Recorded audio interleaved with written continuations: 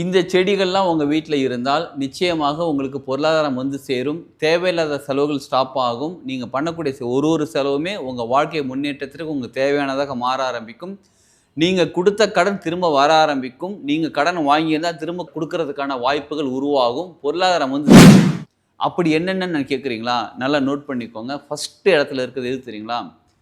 எல்லார் வீட்லேயுமே இருக்கக்கூடிய ஒரு செடி என்ன செடினா, இப்போ இருக்கக்கூடிய காலகட்டத்தில் ஃப்ளாட்ஸில் இருக்கும், 10வது மாடி 14வது மாடியில் இருக்கும். நமக்குன்னு ஒரு வீட்டில் சின்ன பால்கனி தொட்டியில் வைக்கிறதே பெரிய விஷயமா இருக்குது. நம்ம வீட்டுக்கு முன்னாடி வைக்க முடியல. சரி, மகாலட்சுமி தன்மை கொண்டது அந்த செடி வீட்டில் இருந்துச்சு அப்படின்னாலே ஃபஸ்ட்டு பிராணசக்தி நல்லாயிருக்கும். வீட்டில் ரொம்ப நல்ல ஒரு எனர்ஜி எப்பயுமே வீட்டில் இருக்கும். இந்த செடிகள்லாம் உங்கள் வீட்டில் இருந்தால் நிச்சயமாக உங்களுக்கு பொருளாதாரம் வந்து சேரும். தேவையில்லாத செலவுகள் ஸ்டாப் ஆகும். நீங்கள் பண்ணக்கூடிய ஒரு செலவுமே உங்கள் வாழ்க்கை முன்னேற்றத்திற்கு உங்களுக்கு தேவையானதாக மாற ஆரம்பிக்கும். நீங்கள் கொடுத்த கடன் திரும்ப வர ஆரம்பிக்கும். நீங்கள் கடன் வாங்கியிருந்தால் திரும்ப கொடுக்கறதுக்கான வாய்ப்புகள் உருவாகும். பொருளாதாரம் வந்து சேரும். பிஸ்னஸ் டெவலப் ஆக ஆரம்பிக்கும். வேலையில் முன்னேற்றம் வர ஆரம்பிக்கும். மொத்தமாக சொல்லப்போனால் பொருளாதாரம் முன்னேறுங்க. இதாங்க நடக்கும். அப்படி என்னென்னு கேட்குறீங்களா? நல்லா நோட் பண்ணிக்கோங்க. ஃபஸ்ட்டு இடத்துல இருக்கிறது எது தெரியுங்களா? எல்லார் வீட்லேயுமே இருக்கக்கூடிய ஒரு செடி என்ன செடினா, துளசி செடி. துளசி மாடத்தில் வச்சு வைப்பாங்க. துளசி மாடம்னா அந்த காலத்தில் இண்டிவிஜுவல் ஹவுஸில் இருக்கும்போது வீட்டுக்கு பின்னாடி துளசி மாடம் தனியாக கட்டி அங்கே துளசி செடி வளர்த்து அங்கே வந்து அபிஷேகம் பண்ணி நிறைய விஷயம் பண்ணிக்கிட்டு இருந்தாங்க. இப்போ இருக்கக்கூடிய காலகட்டத்தில் ஃப்ளாட்ஸில் இருக்கும், 10வது மாடி 14வது மாடியில் இருக்கும். நமக்குன்னு ஒரு வீட்டில் சின்ன பால்கனி தொட்டியில் வைக்கிறதே பெரிய விஷயமா இருக்குது. நம்ம வீட்டுக்கு முன்னாடி கூட வைக்க முடியல. சரி, ஓகே, வாட் எவர் இட் இஸ்ங்க. நம்ம வீட்டுக்குள்ளே நம்ம காம்பவுண்ட்குள்ளேன்னு வச்சுக்கலாமா? அது இண்டிவிஜுவல் ஹவுஸாக இருந்தால் நம்ம காம்பவுண்ட்குள்ளே, இல்லை நான் ஃப்ளாட் சிஸ்டமில் இருக்கேன், அப்பார்ட்மெண்ட்டில் இருக்கேன் அப்படின்னா உங்கள் வீட்டுக்குள்ளே பால்கனியில் வீட்டில் எங்கேயோ துளசி செடி நிச்சயமாக வைக்கணும். முக்கியமாக பெண்கள் தீட்டு சமயத்தில் அந்த பக்கம் போகக்கூடாது. ரொம்ப ரொம்ப முக்கியமாக ஆண்கள் பெண்கள் எல்லாருமே சண்டை போட்டுட்டீங்க அப்படின்னா நிச்சயமாக துளசி செடி பக்கம் போகக்கூடாது. சண்டை நடக்குது, பிரச்சனை இருக்குது, சோகமாக இருக்குது, துக்கமாக இருக்குது, கஷ்டமாக இருக்குன்னா இப்போ துளசி செடி பக்கம் போகாதீங்க. உங்களோட எனர்ஜி பட்டு அந்த துளசி செடி அவ்வளோ நெகட்டிவ் எனர்ஜி. அந்த விஷயங்கள்லாம் சண்டை பிரச்சனைங்கிறது அவ்வளோ நெகட்டிவான விஷயம். அவ்வளோ நெகட்டிவான விஷயங்களோட நம்ம செடிக்கிட்ட போகும்போது செடி வாடிடுவாங்க, செடி பட்டு போயிடுவாங்க. ஏன்னா அவ்வளோ சாஃப்டான செடி அது.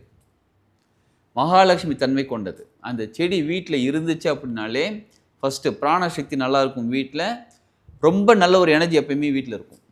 அப்படி இருக்கும்போது வீட்டில் உங்களுக்கு தேவையான பொருளாதாரம் வந்து சேரும். கடன் பிரச்சனைகள் எல்லாமே சரியாகுங்க. சரி, அடுத்தது அருகம்புல். அருகம்புல் நம்ம நார்மலாக விநாயகருக்கு வாங்கிட்டு வந்து வைப்போம். சரி, இப்போ வீட்டில் வளர்க்கணுன்றீங்களா? ஒரு தொட்டி எடுத்துக்கோங்க. தொட்டியில் அருகம்புல் வந்து வளங்க. அருகம்புல் இன்னொரு பெரிய நல்ல விஷயம் என்ன தெரியுங்களா? எப்பயுமே பிராணசக்தி கொடுத்துக்கிட்டே இருக்கக்கூடியது.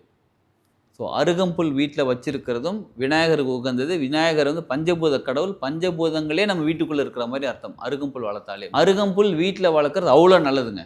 சரி, வீட்டில் அருகம்புல் வளர்த்துக்கோங்க. அடுத்தது மணி பிளான்ட் வளர்க்குறது ரொம்ப நல்லது. மணி பிளான்ட் வந்து கொடி மாதிரி பரவிக்கிட்டே இருக்கும். அதனால நல்ல ஒரு பெரிய இடமா இருந்தாலும் சரி, உங்களுடைய பால்கனியில் அந்த கம்பிலாம் இருந்து அதில் அப்படியே படர விட்டிங்கன்னா ரொம்ப சூப்பராக இருக்கும். அது நீங்கள் என்ன பண்ணுங்கள், கொஞ்சம் நல்லா பரவன பிறகு, கொஞ்சம் நல்லா வளர்ந்த பிறகு நுனியை கட் பண்ணிவிட்டீங்கன்னா பிரான்ச்சஸ் கிரியேட் ஆகும். அது மாதிரி பிரான்ச்சாக வர உங்களுக்கு பொருளாதாரம் வரக்கூடிய வருமானமும் டிஃப்ரெண்ட் வேலேருந்து உங்களுக்கு பொருளாதாரம் வந்துக்கிட்டே இருக்கும். புரியுதுங்களா? அது என்னங்க, எங்கள் வீட்டில் கூட தான் மணி பிளான்ட் இருக்குது. எல்லார் வீட்லையும் மணி பிளான்ட் நிறைய பேர் வீட்டில் வளர்க்குறாங்க.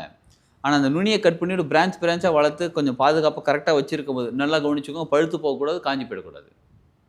கரெக்டாக பக்குவமாக வளர்த்தீங்க அப்படின்னா உங்களுக்கு பொருளாதாரம் வந்து சேர்ந்துக்கிட்டே இருக்கும். மருதாணி செடி வீட்டில் வளர்க்குறது ரொம்ப ரொம்ப நல்லது. மருதாணி செடியே வந்து ஒரு செடின்னு கிடையாதுங்க. அது மருத வாசினின்ற ஒரு தேவதை மருதாணி செடியாக இங்கே வளர்ந்துக்கிட்டு இருக்காங்க. அப்போ மருத வாசினிங்கிறது ஒரு அம்மன் தன்மை கொண்டது, ஒரு தேவதை, ஏஞ்சல். அந்த செடி வீட்டில் வளர்க்கும் போது ரொம்ப ரொம்ப நல்லது. நாங்கள் வந்து ஃப்ளாட் சிஸ்டமில் இருக்கோம், அப்பார்ட்மெண்ட்டில் இருக்கோம். இதில் எப்படிங்க நாங்கள் வளர்க்குறதுன்னு கேட்டால் கொஞ்சம் பெரிய தொட்டியாக வச்சு கூட நீங்கள் மருதாணி செடி வளர்க்கலாம்.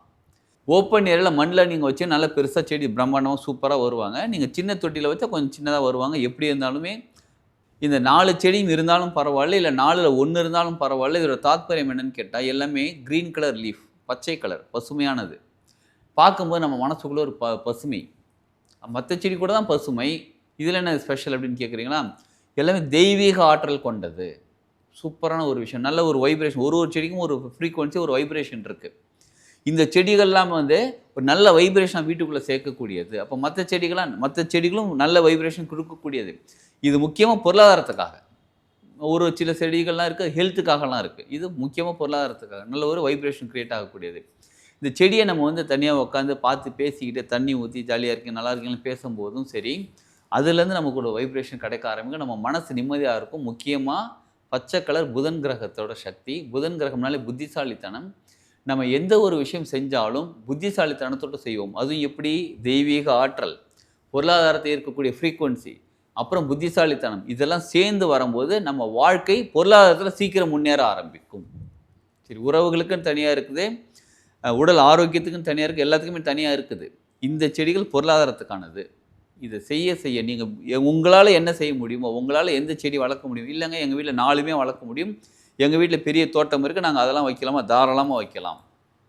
வச்சு நீங்கள் வளர்க்க வளர்க்க அது வளர வளர உங்கள் வாழ்க்கையில் பொருளாதாரம் உயர ஆரம்பிக்கும், வளர ஆரம்பிக்கும். ஏற்கனவே சொன்ன பாருங்க பிரான்ச்சஸ், அந்த மாதிரி நிறைய வித்தியாசமாக வேறு வேறு வழிகளில் உங்களுக்கு பொருளாதாரம் கிடைக்க ஆரம்பிக்கும். எல்லாருக்கும் பொருளாதாரம் தேவைப்படுது இல்லை? செடி வளங்க, செடி வளர்க்குறது நமக்கு நல்லது. ஒன்று பிராணசக்தி நல்லா கிடைக்கும், நமக்கு நல்லது. செடி வளர்க்குறதுனால பிரபஞ்சத்துக்கு நம்ம ஒரு விஷயம் செய்கிறோம். இது பிரபஞ்சம். செடி வளர்க்கணும்னா பிரபஞ்சத்துக்கு ஒரு விஷயம் செய்கிறோம். நம்ம தண்ணி ஊற்றும் போது பிரபஞ்சத்துக்கிட்டேருந்து ஃப்ரீக்வன்சியும் சரி, செடிக்கிட்டேருந்து ஃப்ரீக்வன்சி நம்ம கிட்ட வந்து சேர்ந்துக்கிட்டே இருக்கு. நமது மனநிலை நல்லபடியாக மாற ஆரம்பிக்குது, பொருளாதாரம் உயர ஆரம்பிக்குது, வாழ்க்கையே சந்தோஷமாக, வாழ்க்கை சந்தோஷமாக இருக்கிறதுக்கான வாழ்ந்துக்கிட்டு இருக்கிறோம். இந்த செடி வளர்க்குறதுனால நமக்கு நல்லது நடக்குதுன்னா செய்வோமே, நம்ம நல்லதுக்கு தானே செய்கிறோம், செய்வோமே, செஞ்சு நம்ம வாழ்க்கையை முன்னேற்றிக் கொள்வோம், பொருளாதாரத்தை உயர்த்தி கொள்வோம். வாழ்க வளமுடன்.